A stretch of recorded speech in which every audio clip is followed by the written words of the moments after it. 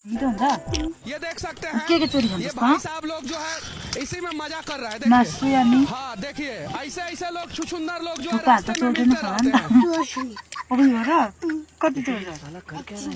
यति चोर्छ थुक्पा धेर चोर्छस् कि रुको जरा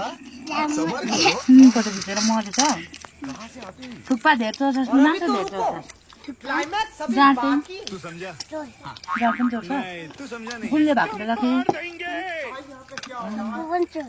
छोक्रो पनि चोर्छ कहाँबाट खिच्छ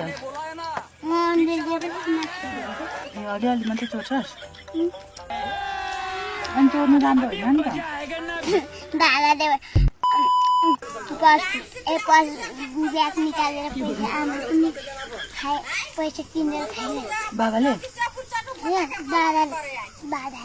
बाबाले तैँले चाहिँ चोर्छस् कि चोर्दैन सुनाउनुको पैसा बाउले अस्ति 50,000 स्टोरी भयो बाबाले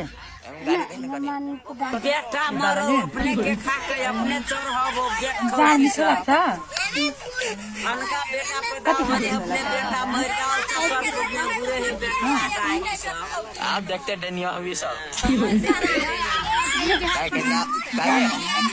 हैं